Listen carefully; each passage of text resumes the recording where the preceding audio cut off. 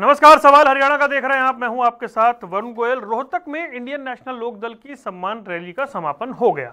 इस रैली को लेकर एक हाइप क्रिएट किया गया था, खूब बातें की गई थी, बताया गया था कि ये रैली किस तरीके से ऐतिहासिक होने जा रही है। बहुत सारी चर्चाएं थी। जगदीप धनखड़ पूर्व उपराष्ट्रपति, क्या वो इस कार्यक्रम में आएंगे?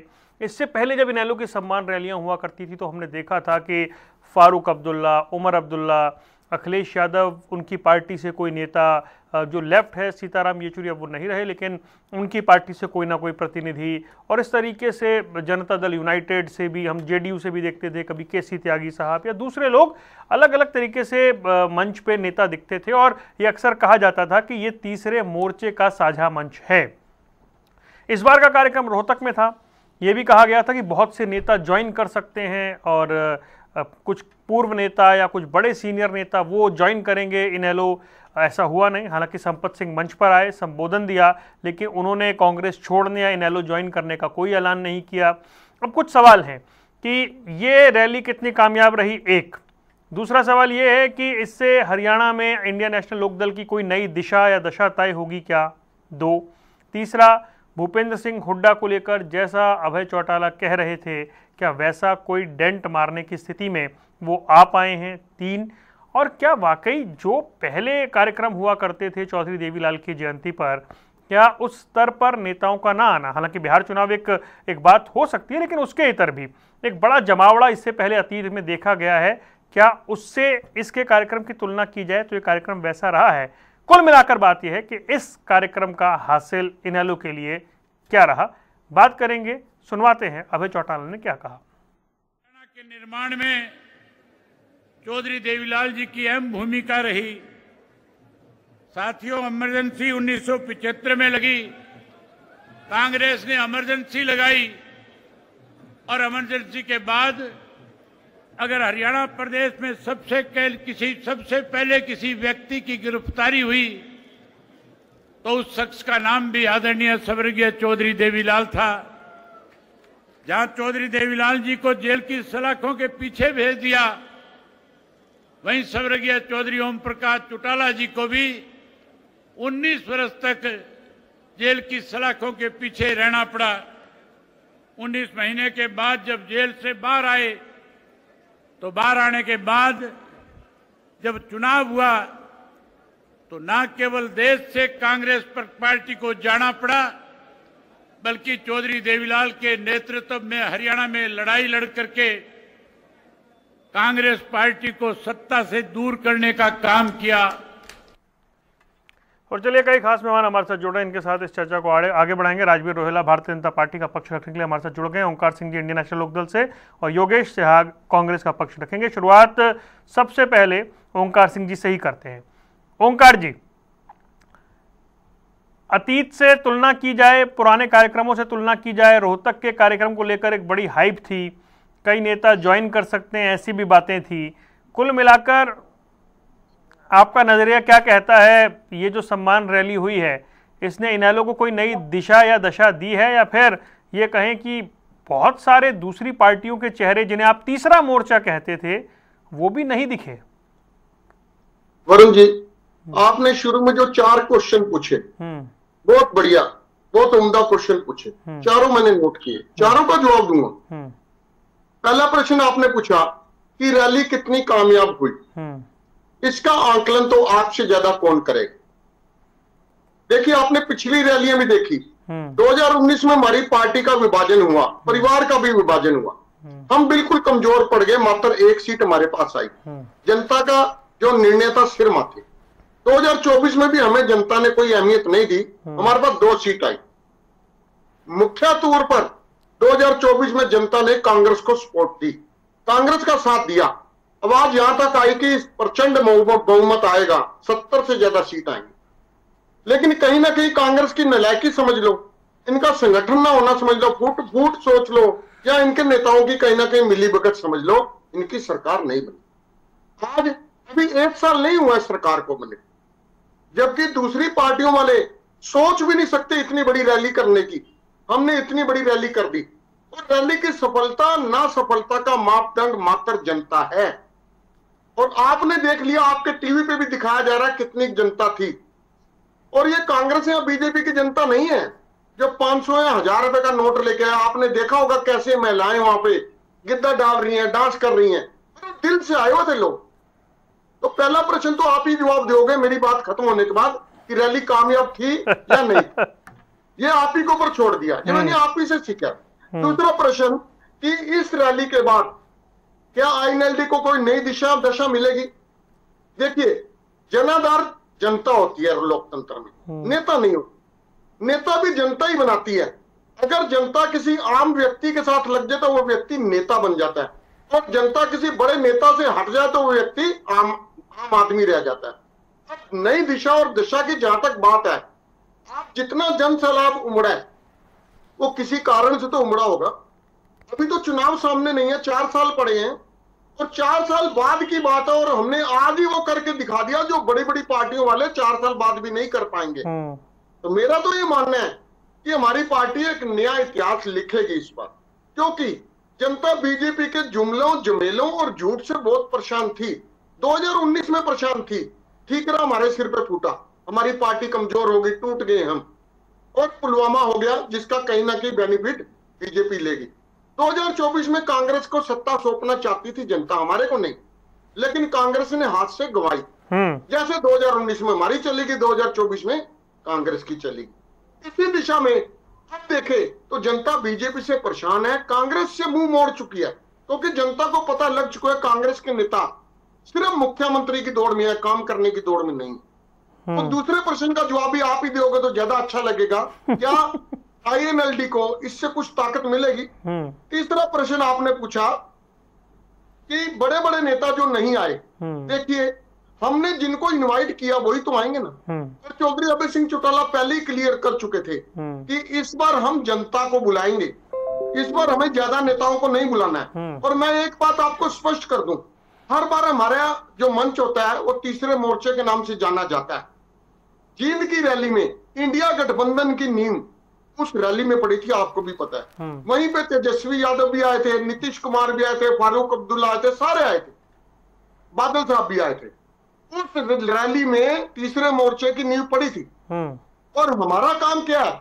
हमारा काम है जनता के साथ रहना। जब कांग्रेस सत्ता में थी तब हमने कांग्रेस के खिलाफ तीसरा मोर्चा बनाया था, क्योंकि कांग्रेस तानाशाह हो चुकी थी। आज बीजेपी बिल्कुल उन्हीं पद चिन्हों पर चल रही, बीजेपी भी तानाशाह होगी। हमने आज तीसरे मोर्चे का गठन जींद रैली में करवाया था, इसलिए कि बीजेपी को सत्ता से उखाड़ कर कांग्रेस और सहयोगी दलों की सरकार बने। ये उस वक्त हमने सोचा था, हमने कोशिश भी करी, अभय चौटाला ने भी कोशिश करी कि हम कहीं ना कहीं इंडिया गठबंधन का हिस्सा बने, लेकिन क्योंकि कांग्रेस के कुछ नेता बीजेपी से टेबल के नीचे से हाथ मिला के बैठे थे, जो जनता को नहीं नजर आ रहा था, हमें नजर आ रहा था। अब जनता देख चुकी है कि वो हाथ मिला हुआ है। उस वजह से इस बार हमने कोई ऐसा प्रयास करने की कोशिश नहीं करी। और मैं आपको भरोसे से कह सकता हूं कि 2029 में इनेलो अपने ही दम पर बहुत बड़ा बहुमत लेके आएगी, क्योंकि आज जनता के पास बीजेपी से रुष्ट है, कांग्रेस पर भरोसा नहीं है। एकमात्र पार्टी, और जजपा का जहां तक सवाल है वो आप ही बता दोगे कि जजपा की क्या पोजीशन है। ठीक है ना, जजपा सिर्फ, और बस 1 मिनट में खत्म करूंगा, जजपा सिर्फ और सिर्फ हमारे कार्यकर्ताओं को गुमराह करके कि चौटाला साहब हमारा साथ देंगे, हमारे कार्यकर्ता लेके 10 सीट ले गई थी। अब वो सीट 0 हो चुकी है। आप देखो, मेरे दोनों भाई सामने बैठे हैं, इनके चेहरे ऊपर वही क्लियर नजर आ रहा है कि रैली का अभी भी इनके चेहरे पर जोर चल रहा है, मुरझाए हुए बैठे हैं, क्योंकि इनको पता है कि आज जनता प्रदेश की इंडियन नेशनल लोकदल के साथ लग चुकी है। और इन दोनों पार्टियों का बंटाधार होने वाला है। मैं आपसे बेनती करूंगा, जो मैंने पूछा आप जरूर बताएं। सर योगेश याग साहब, भाई रोहतक में रैली थी, हुड्डा साहब के गढ़ में रैली थी, बड़ी तीखी बयानबाजी हुई, बड़ी भीड़ उमड़ी है और जनता की रैली थी, कामयाब रैली थी। आपने कैसे देखा इस रैली को? देखिए वरुण जी, सबसे पहले आपके माध्यम से सभी दर्शकों को और प्रवक्ता साथियों को प्यार भरी राम राम। जी राम राम। और देखिए, बिल्कुल आपका सवाल सही वाजिब है कि आप देखिए, कल जो जनता ने जो देखा, मैं समझता हूं जब इनके नेता अभय सिंह चौटाला जी भाषण दे रहे थे, तो उनकी जो बॉडी लैंग्वेज और जो भाषण में जो हमला कर रहे थे वो कांग्रेस पर ही उनका पूरा भाषण केंद्रित था। तो देखिए, आज सत्ता में कौन सी पार्टी है? भाजपा। जन विरोधी नीतियां किसकी है? बीजेपी की। और वो कह रहे हैं कि जैसे जज्बा को उखाड़ फेंका, इसी तरह आप कांग्रेस को खत्म कर दीजिए। तो देखिए, इस रैली का मैं कंक्लूड करता हूं, ये प्लांटेड रैली बीजेपी ने करवाई और बीजेपी ने पूरी इनको टास्क दी। जैसे बीजेपी ने इनको रानिया की सीट जितवाई, बीजेपी ने डब वाली की सीट केवल 500 समथिंग के मार्जिन से ये जीते हैं। वहां भी ये जिस तरह से जोड़ तोड़ करके इन्होंने जीती, और रानिया की सीट पे भी अभी तक भी सुप्रीम कोर्ट के फैसले को इन्होंने नहीं माना। तो दोनों सीटें जो इनके दो विधायक है, दोनों ही सीटें चुराई गई है वोट चोरी से, और वो भारतीय जनता पार्टी इनको सपोर्ट करती है। और भारतीय जनता पार्टी अकेली इनको नहीं करती, वो अलग अलग समय पे देखती है कि आज हमें किसे आगे करना है। ये मोरे हैं राजनीति के, शतरंज के मोरे हैं।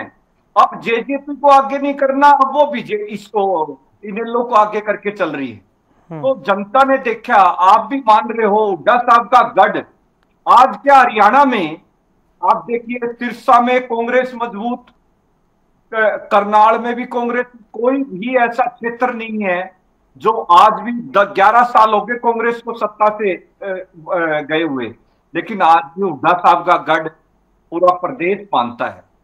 और वो जनता ने भी देखा किस तरह से रैली टाए टाए फिस हुई, हाजिरी जो किस तरह से नजारत थी, और भारतीय जनता पार्टी ने सपोर्ट करी उसमें। तब भी सरकारी अमला लगा, उन्होंने अपने सरकारी जो कर्मचारियों को, आंगनबाड़ी वर्कर को, उन्हें भेजने का काम किया इस रैली में कि आप जाइए, किसी तरह इसको सफल बनाइए। सरकारी मशीनरी का दुरुपयोग हुआ है, और आप देखिए उसके बावजूद भी जनता ने इन्हें नकार दिया।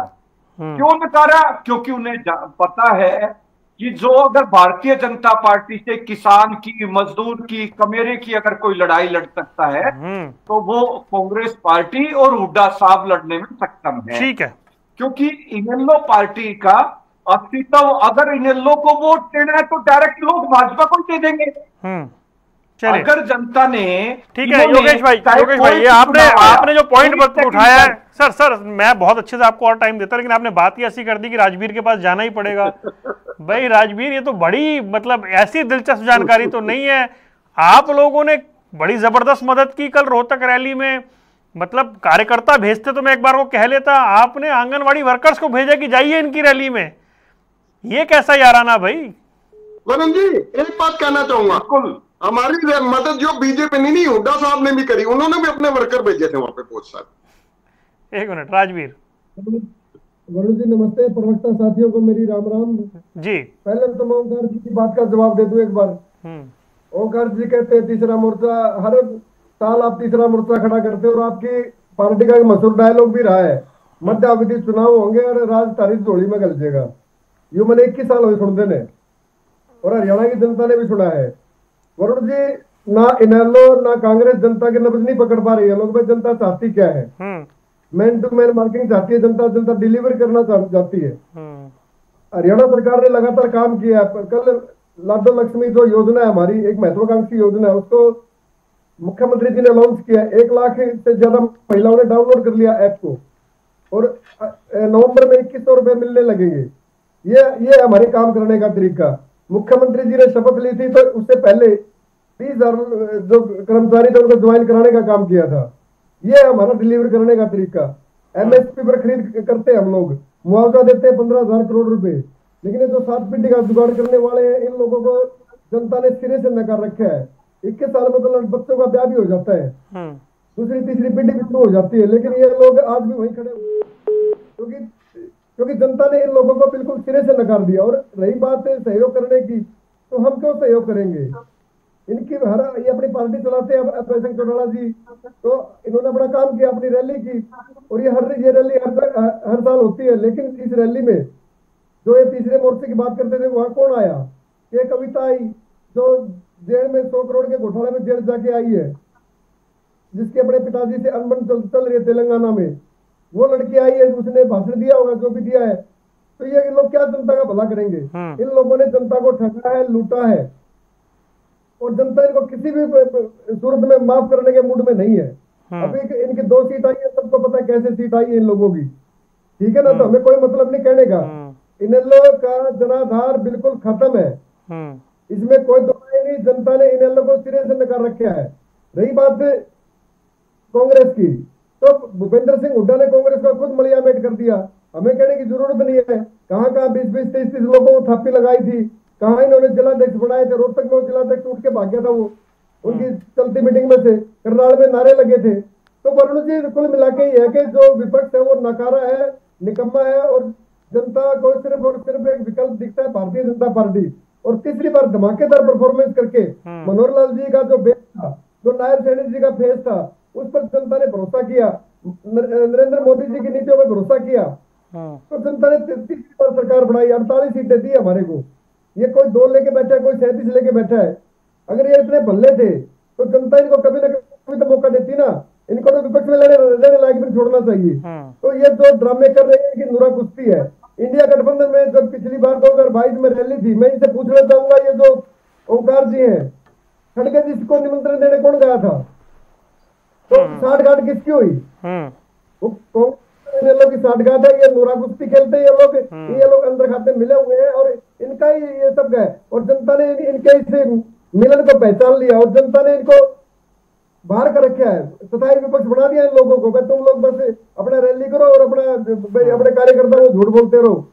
वो 7 पीढ़ी का जुगाड़ वाला मामला तो निपट लिया इनका, तीसरे मोर्चे की हवा निकल ली, नेता कोई आया नहीं। किस बिना पे ये कह रहे हैं हम सरकार बनाएंगे? कुछ तो मर्यादा रखिए। ठीक है, ले जाके आपके पास कोई नेता नहीं, फेस नहीं तो ये आंगनवाड़ी वर्कर भेजे तो नहीं ना राजवीर भाई? ये बताओ, सारी बात छोड़ो इधर उधर की। आंगनवाड़ी वर्कर तो नहीं भेजे बस में बैठा के कि जाओ रैली सफल बनानी है? तो भेजेंगे, वो सरकार के कर्मचारी है, वो कोई वर्कर थोड़ा ना भारतीय जनता पार्टी के। अच्छा, तो भारतीय जनता पार्टी के वर्कर गए थे क्या? आपकी रैलियों में नहीं आते हो?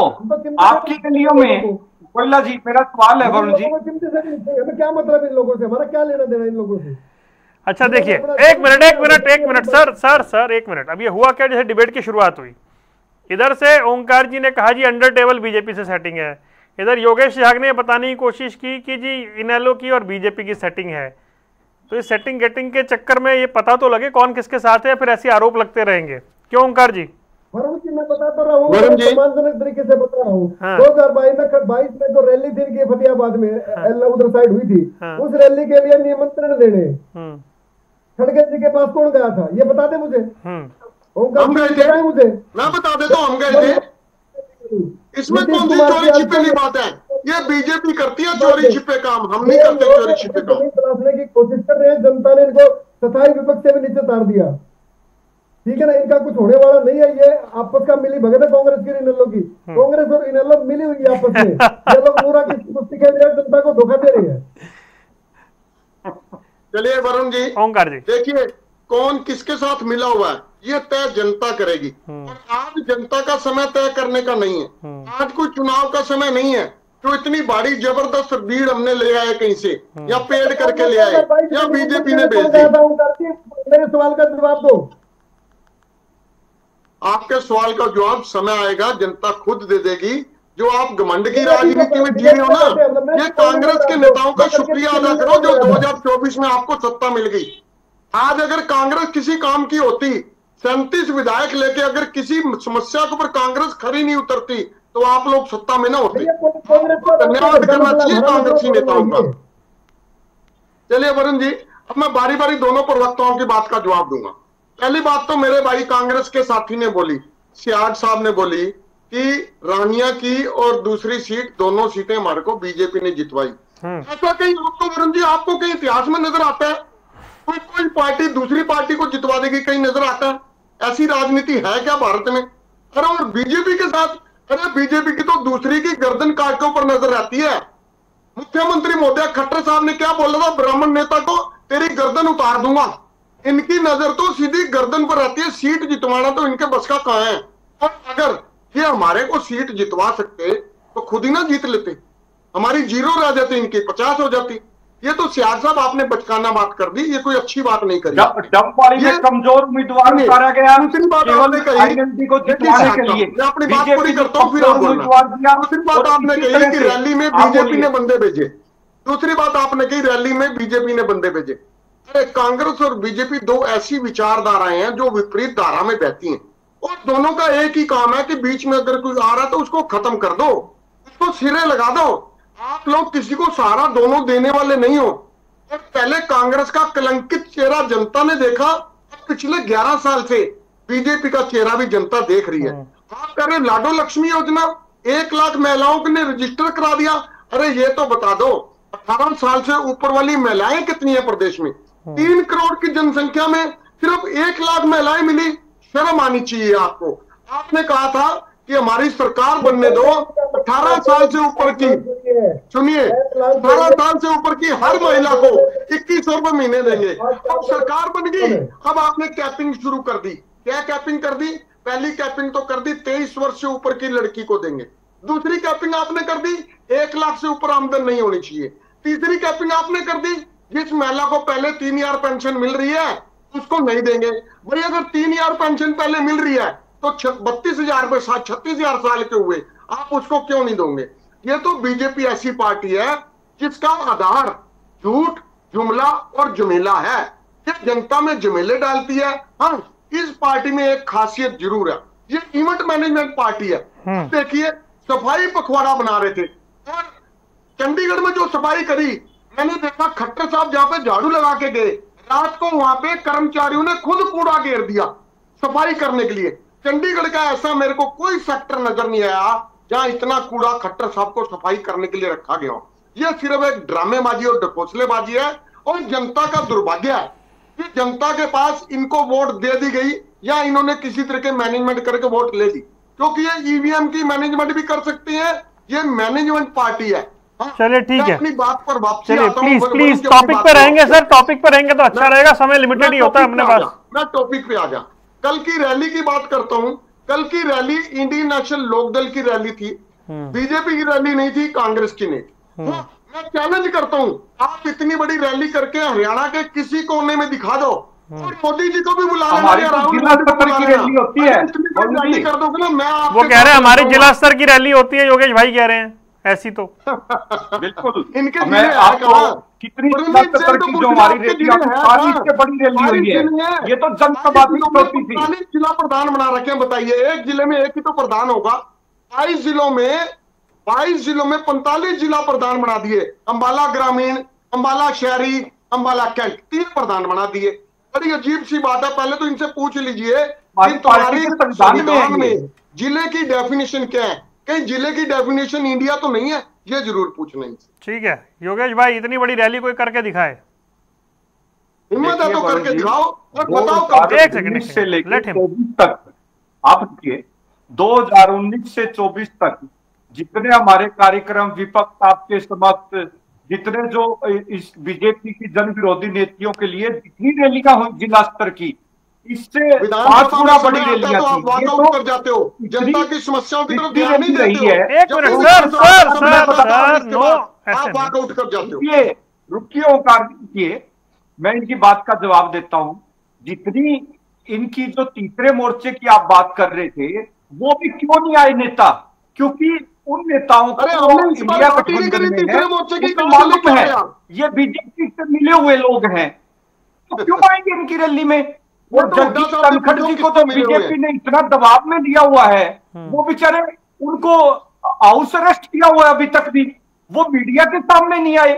देखिए ये तो बीजेपी संविधान की हत्यारी है। एक सेकंड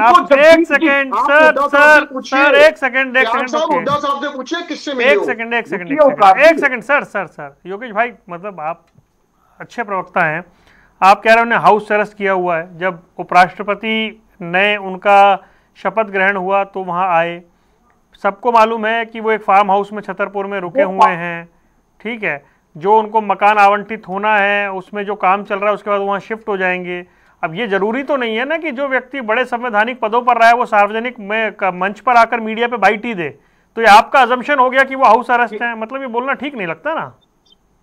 बिल्कुल बिल्कुल वाजिब है वरुण जी, मैं आपको बता रहा हूं वो जुबान खोल लेंगे, लेकिन अभी वो इतने दबाव में है, उन्हें इतना ईडी सीबीआई का डर दिखाया हुआ है। मतलब ये तो फिर ये तो मेरे भी सोर्सेज नहीं है। नहीं सर, ये तो व्यक्तिगत कहानी अजम्पशन हो गई ना। पर जब मतलब उपराष्ट्रपति जगदीप धनखड़ को ईडी सीबीआई का डर दिखाया गया है, मतलब ये संभावना भी हो सकती है। मैं आपको मतलब आप ये सोच नहीं दिखाया हुआ है, और मैं ये विशुद्ध रूप से नहीं बोल रहा हूं, ये विशुद्ध रूप से कल्पना लोक में आप बैठे हैं। नहीं नहीं नहीं, ये विशुद्ध रूप से कल्पना लोक में बैठे हैं। मैं ये बात जिम्मेदारी से नहीं सर, जिम्मेदारी है ही नहीं इस बात में, हमारे भी उनसे इनडायरेक्ट इसमें कोई जिम्मेदारी नहीं है, ये विशुद्ध कल्पना लोक की बात है। जो व्यक्ति देश में इतने साल तक राज्यपाल और उपराष्ट्रपति के पद पे रह लिया, उसे ईडी सीबीआई का डर दिखाया जाएगा, आप कैसी बात करते हैं? वो जस्टिफाइड नहीं है ये बात। और पॉलिटिकल स्कोर करने के लिए कुछ भी मत बोलिए।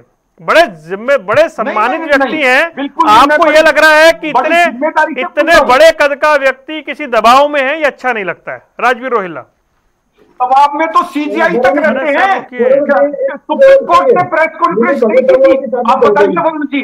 अच्छा, सुप्रीम कोर्ट के आप तो वकील हैं, एक सेकंड, आप तो वकील हैं, प्रेस कॉन्फ्रेंस किसके खिलाफ हुई थी? वो गवर्नमेंट के खिलाफ हुई थी। कैसे? तो उन पे दबाव जो बनाया जा रहा था, क्या उन्होंने क्या कहा था? आप गलत बयानी मत करिए। किस चीज को लेकर प्रेस कॉन्फ्रेंस हुई थी? नहीं करने दिया जा रहा वो था, रोस्टर सीजीआई के है। हाँ, तो फिर मतलब कुछ भी असम्पशन मत बनाइए ना योगेश भाई, अच्छा नहीं लगता। नहीं है वरुण जी, मैं सही बता रहा हूँ। नहीं, ऐसे नहीं, रुकिए एक सेकंड सर, रुकिए प्लीज। अब जिन्होंने प्रेस कॉन्फ्रेंस की थी, वो जब प्रेस कॉन्फ्रेंस कर रहे थे तो अच्छे लग रहे थे, जब वो अब राज्यसभा में चले गए तो उन पे सवाल उठाए जा रहे हैं। जिन्होंने प्रेस कॉन्फ्रेंस की थी उनमें से कोई अभी उन्होंने एक मामले में क्लीन चिट दी रिटायर्ड जस्टिस ने वनतारा को लेकर, तो उन पे सोशल मीडिया पर सवाल उठाए जा रहे हैं। जब वो प्रेस कॉन्फ्रेंस कर रहे थे तब वो ठीक लग रहे थे। मतलब ऐसे नहीं ना, वो विशुद्ध रूप से रोस्टर के खिलाफ थी, ये सबको मालूम है। वरुण जी गलत तो हो रहा था ना, देखिए तब जुडिशरी तक रोस्टर के खिलाफ थी ना, वो सरकार के खिलाफ कैसे हो गई योगेश भाई? तो क्या बड़ी बेसिक सी बात है। आप वकील हैं, आप समझते हैं, आप उस बात को घुमा रहे हैं। जो प्रेस कॉन्फ्रेंस रोस्टर को लेकर है वो गवर्नमेंट के खिलाफ कैसे हो गई? नहीं, आप बताइए, क्या वाइस प्रेसिडेंट ने बीमारी से इस्तीफा दिया? ये पूरा देश जानता है। सर एक मिनट बताओ, फिर आपने बात घुमा दी, आपने। जो प्रेस कॉन्फ्रेंस रोस्टर को लेकर हुई, आप अपनी अंतरात्मा से वरुण जी कह दीजिए। एक बात बताइए ना, देश तो पता है तुक्के नहीं मारने होते। क्या जगदीप धनखड़ जी को प्योर तुक्का मारा आपने यहाँ बैठ के? नहीं सर, ये तुक्के नहीं मारने होते ना यहाँ बैठ के कि वो ईडी के दबाव में है, वो ईडी के दबाव में है। मैं फैक्ट बिल्कुल नहीं सर, मैं बोल रहा हूँ ये आप साबित नहीं कर पाएंगे। बोल रहा हूँ, रुक जाइए। चलिए राजवीर के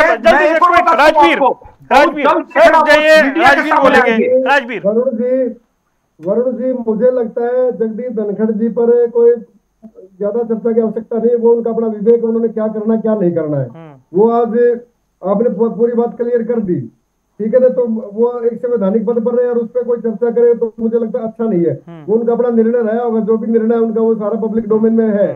उन्होंने इस्तीफा दिया, उन्होंने जो भी किया वो है सब कुछ उसमें। और वो उपराष्ट्रपति जी के शपथ ग्रहण समारोह में वो शामिल हुए थे और वो आज छतरपुर है, तो हम उनके लंबे स्वास्थ्य की कामना करते। लेकिन जो ये नोरा कुश्ती चल रही है कांग्रेस और इनेलो की, ये सिर्फ पब्लिक को दिखाने के लिए है। मैं बार बार कहता हूँ, ये लोग अभी आप ये जो कह रहे थे, इनका जो प्रेम आ रहा है, मतलब त्याग साहब का जो प्रेम है और जगदीप धनखड़ जी कहाँ वो अभी निवास स्थान है, तो आप इनको एक बार जोड़ के देख लेना, आप वो बातें एक निकलेगी इनकी, ठीक है ना। तो मुझे लगता है वो बात कहने की, लेकिन इन चीजों पर नहीं होना चाहिए। आज अब जब जो रैली हुई है इनकी, वो रैली हर साल इन लोगों ने की है, लेकिन उस रैली के बाद इनको निकलता कुछ नहीं है। ये लोगों ने कल हमारे जो नेता थे उनके बारे में भी कुछ बोला है रैली में, लेकिन कोई फर्क नहीं पड़ता, क्योंकि जनता ने जो micro management Bharatiya Janata party ने किया, जो मैन टू मैन मार्किंग हमने की है, जो हमारे कार्यकर्ताओं ने मेहनत की है लगातार, आज भी हमारे कार्यकर्ता प्रधानमंत्री जी के जन्मदिन से लेकर 2 अक्टूबर तक सेवा पखवाड़ा मनाएंगे हम लोग, हमारे सांसदों के खेल महोत्सव हो रहे हैं हर लोग। चलिए रैली पर बात थी, अब ये रैली से क्या मोमेंटम बनता है वो देखना होगा। फिलहाल आप तीनों मेहमानों का जुड़ने के लिए बहुत बहुत शुक्रिया। सवाल हरियाणा का देख रहे थे आप, दीजिए इजाजत, नमस्कार।